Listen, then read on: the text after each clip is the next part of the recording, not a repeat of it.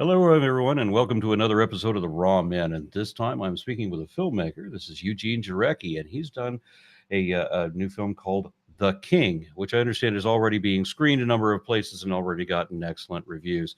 Mr. Jarecki, can you tell us a bit about your film? Sure. The King is a road trip across America in Elvis Presley's 1963 Rolls Royce. And it unpacks in contemporary America a sort of a wide range of vantage points and viewpoints and perspectives from people, famous people, not famous people, who jump in the car with us as we go.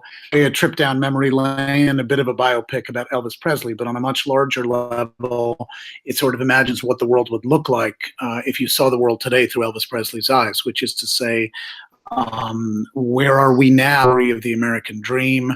And in the course of our journey, I would say Elvis Presley becomes a kind of metaphor for America in his rise, in his struggles, and in his fall. That's interesting. How did you I'm just curious, how did you get a hold of the 63 Rolls Royce? Well, we were making a film about Elvis Presley and the American dream, per se, and the metaphoric significance that I saw in Elvis for all of us. When somebody on my team said, his car is coming up for auction, they'd seen it online or something. And then we had to figure out whether we could convince the financiers of the film to get behind expanding the budget to incorporate the buying at auction of that car and then selling it again when the movie was done.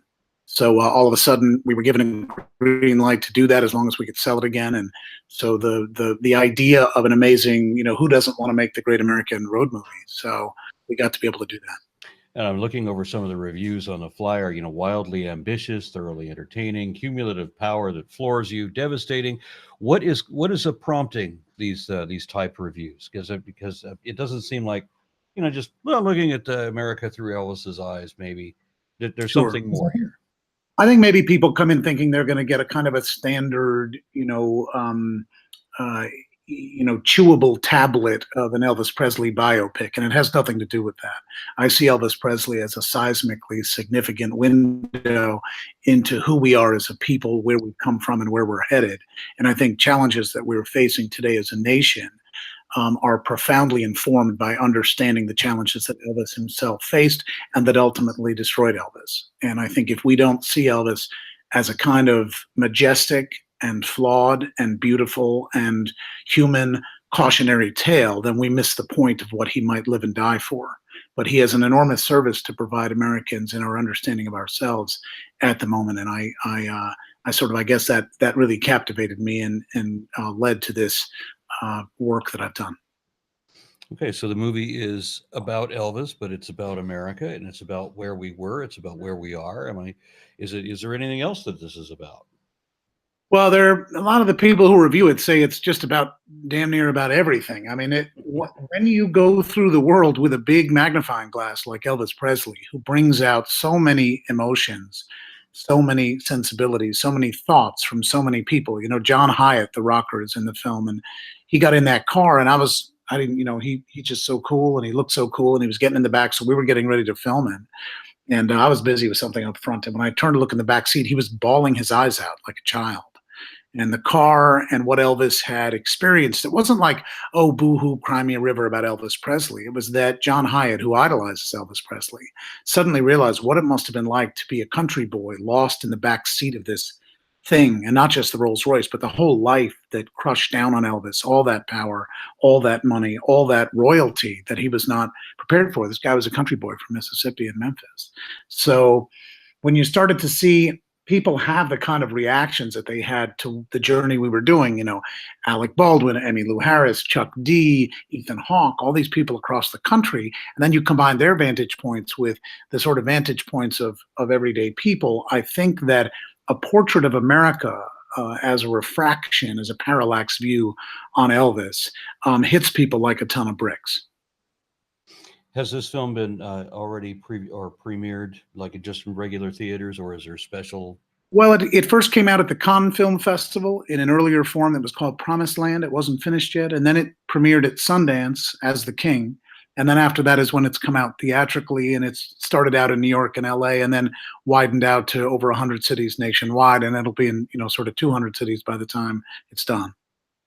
It's also being distributed by Universal around the world. So the UK release is in a couple weeks. The German release was a couple months ago, and it'll continue to widen out across the globe.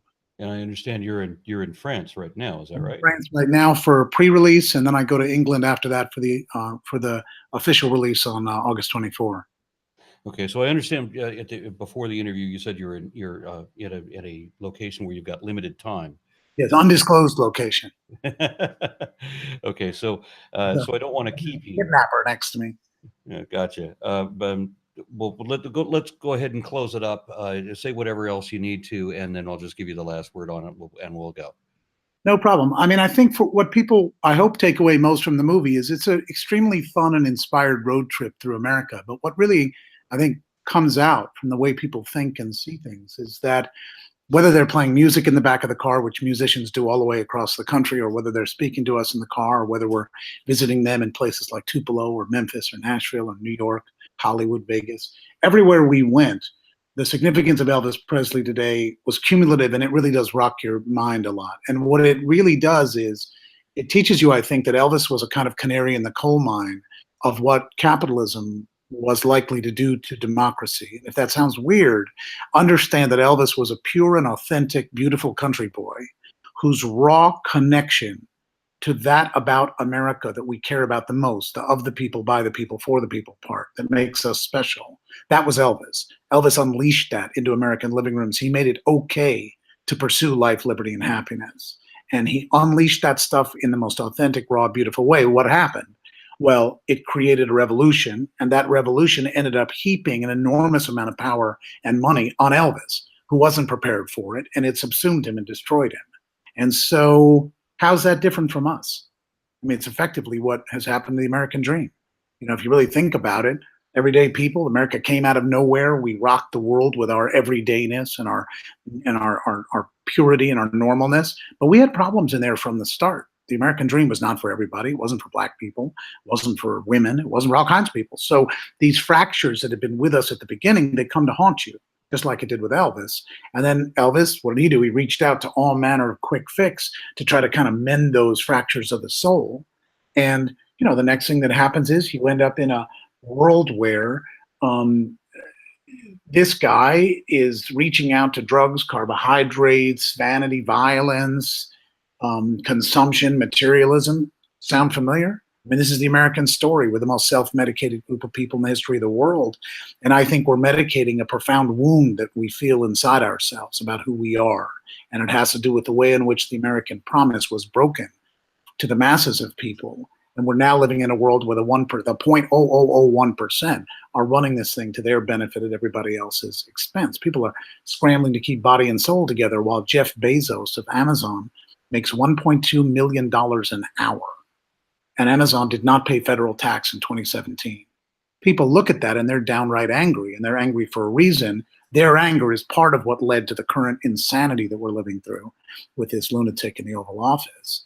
They only did that because they were desperate. The country was already in such pain that a snake oil salesman could prey upon that pain. So we need to figure out why the pain. And in trying to understand why the pain, I wanted to understand why Elvis is pain. All right. This is Eugene Jarecki promoting his film, The King, which I guess is out in theaters now or soon will be. So it's all over the country in theaters. People can just look it up. They can go to theking.film. That's probably the best way to look at it.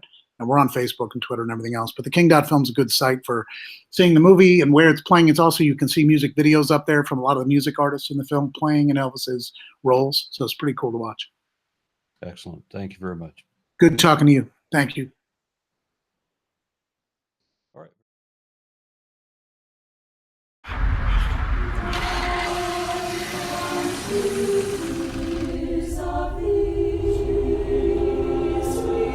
Oh, that's Elvis's? That's actually his Rolls Royce. Damn straight it is. Oh my God.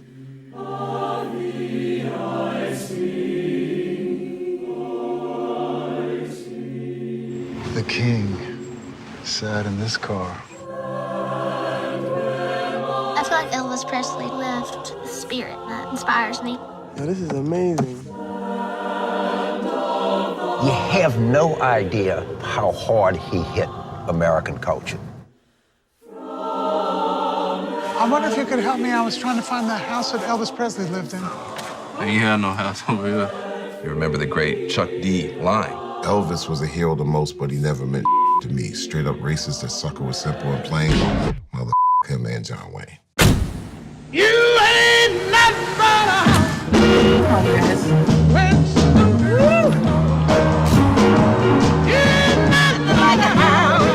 The thing that Elvis had was black and it was white. It's all mixed up together. He was the voice of the country at its best and at its worst. America is great when America does great things. Well, America's been doing a lot of bad things. I think that the American dream was always someone's fantasy and someone else's drunken nightmare. Oh, make us sad, make us sad. That's where we are in America. We're in the second act, where it's just all gone to hell.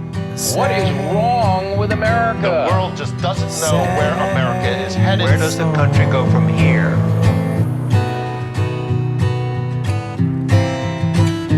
Then I went to the well. He said, I recognize that I'm self-destructive. I thought he only drove American cars. True lovely. I only had one trick up my sleeve. I sing it over and over. If Elvis is your metaphor for America, we're about to OD. Till she come back to me.